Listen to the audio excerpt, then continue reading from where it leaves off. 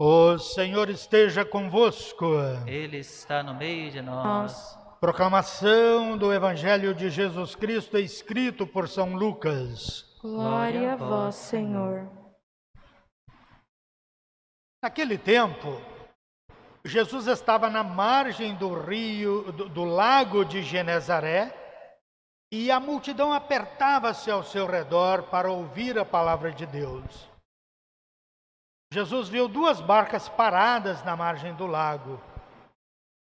Os pescadores haviam desembarcado e lavavam as redes. Subindo numa das barcas, que era de Simão, pediu a ele que se afastasse um pouco da margem. Depois sentou-se e da barca ensinava as multidões. Quando acabou de falar, disse a Simão: avança para águas mais profundas e lançai vossas redes para a pesca. Simão respondeu: Mestre, nós trabalhamos a noite inteira e nada pescamos, mas em atenção à tua palavra eu vou lançar as redes. Assim fizeram e apanharam tamanha quantidade de peixes que as redes se rompiam. Então fizeram sinais aos companheiros da outra barca para que viessem ajudá-los. Eles vieram e encheram as duas barcas a ponto de quase afundarem. Ao ver aquilo, Simão Pedro atirou-se aos pés de Jesus, dizendo: Senhor, afasta-te de mim, porque sou um pecador. É que o espanto se apoderara de Simão e de todos os seus companheiros por causa da pesca que acabavam de fazer. Tiago e João, filhos de Zebedeu, que eram sócios de Simão, também ficaram espantados. Jesus, porém, disse a Simão: não tenhas medo, de hoje em diante tu serás pescador de homens. Então levaram as barcas para a margem, deixaram tudo e seguiram a Jesus. Palavra da salvação. Glória a vós, Senhor. Podemos sentar? Meus caros irmãos e irmãs, hoje é a primeira missa que eu celebro aqui na paróquia São Sebastião. Eu já conhecia a paróquia no tempo do padre Luíde, do padre Desidério. Eu vim aqui umas 3 vezes para a reunião do clero, mas nunca tinha celebrado em nenhuma das comunidades aqui. E a partir de hoje eu me ajunto ao time dos padres, eu me ajunto ao padre Adriano, ao padre Helder e ao pároco, que é o padre Wagner, para caminhar com vocês na fé como sacerdote e membro da igreja. O meu nome é Padre Paulo da Rocha. No dia 3 de junho passado eu completei 60 anos. Eu já sou um senhor de idade, né? E no dia 13 de julho passado eu completei 35 anos de padre. Então, 60 de idade, 35 de padre. Desses 35, os primeiros 12 anos de padre eu passei nas missões lá nas Filipinas. As Filipinas é um conjunto de ilhas, 7.500 ilhas, que formam um país ali perto do Japão e perto da China. Faz fronteira com o Mar do Sul da China. Ali eu vivi meus primeiros 12 anos de padre como missionário, porque eu pertenço a um instituto missionário chamado PIME, P-I-M-E, que quer dizer Pontifício Instituto das Missões Estrangeiras. Fundado em 1850. Outro dia o PIME fez 170 anos de existência. É um instituto missionário para a gente ir para as missões além mar. Aí depois eu voltei e trabalhei 7 anos na zona sul de São Paulo, Santo Amaro, na Diocese de Santo Amaro. O bispo de Santo Amaro é do PIME, Dom José Negre, inclusive é meu colega de turma. Aí depois eu trabalhei 4 anos em Minas Gerais, que eu nasci em Minas Gerais. Eu nasci no leste de Minas Gerais, sou mineiro, né? E quando eu tinha 13 anos de idade, nós mudamos para o Paraná, lá para a região de Cascavel, uma cidadezinha pequena chamada Boa Vista da Aparecida. Fica a 60 quilômetros de Cascavel, no oeste paranaense. Aí eu trabalhei 4 anos em Minas Gerais e depois eu vim para Cuiabá. Tem 12 anos que eu estou aqui. Desses 12 anos eu trabalhei 2 anos na Cristo Rei, quando o padre Orivaldo, que é daqui da paróquia, né? Quando o padre Orivaldo era pároco lá, eu era vigário dele lá. E 10 anos na Coração Imaculado de Maria do CPA 4, com o padre Deusdedit, meu grande companheiro durante 10 anos ali. O senhor arcebispo fez uma mudança geral na Páscoa, né? E fez uma série de transferências. Então, depois de 10 anos lá, eu achei que era bom para mim e bom também para o povo, né? Mudar de lugar. Aí eu convivo com o padre Wagner desde quando eu cheguei aqui. Aí o padre Deusdedit, eu e ele, conversamos. E o padre Deusdedit, porque ele é o vigário geral, né? E aí eu fui transferido para cá. Aí antes de vir para cá eu tirei 15 dias de férias, fui lá visitar o meu povo lá em Cascavel. E hoje eu estou começando aqui com vocês.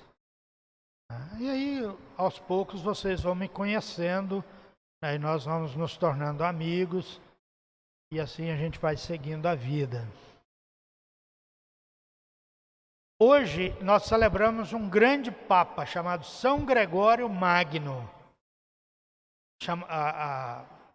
Embaixo assim está escrito memória obrigatória, quer dizer, a igreja no mundo inteiro tem a obrigação de lembrar o São Gregório Magno no dia de hoje.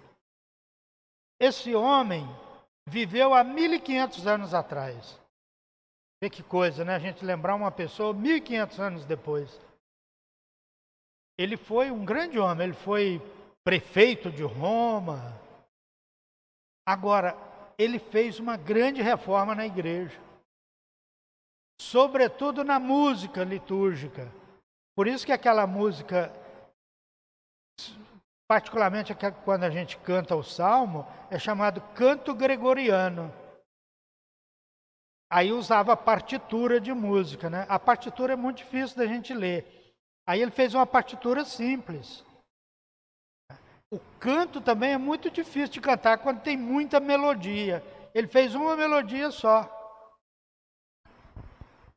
E ele copiou tudo enquanto era canto da igreja que tinha, foi anotando aquilo tudo, fazendo as partituras, né? E o canto ficou mais fácil, mais popular. O canto gregoriano, para aquela época, era um canto popular. Ele facilitou a marcação, ele facilitou a melodia, né? Só tem uma melodia, ele deu muito mais ênfase à voz, que é uma coisa até que a gente precisa muito cuidar hoje, que às vezes, quando a gente canta na igreja, o violão, o microfone dá muito mais alto que a voz. Aí a gente não escuta a voz do povo.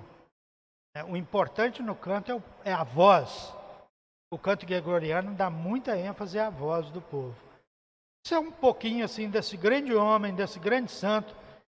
Ele saiu de prefeito e entrou para o mosteiro. Foi ser um monge beneditino. Aí depois ele foi eleito papa. Então uma trajetória muito bonita e um papel muito importante dele na história da nossa igreja. E as leituras de hoje são leituras muito boas para a gente refletir, né? É muito comum nas nossas comunidades a gente ia encontrar conflito.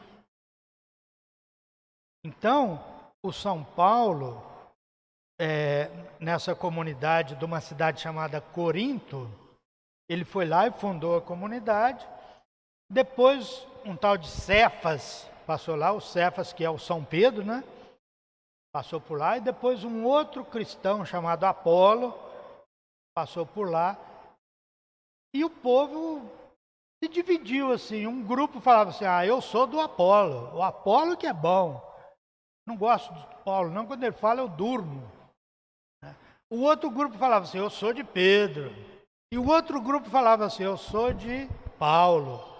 E ficou aquela brigazinha ali, né? Um preferindo um, outro preferindo o outro preferindo o outro. E São Paulo resolveu botar um fim nessa discussão e tudo, né?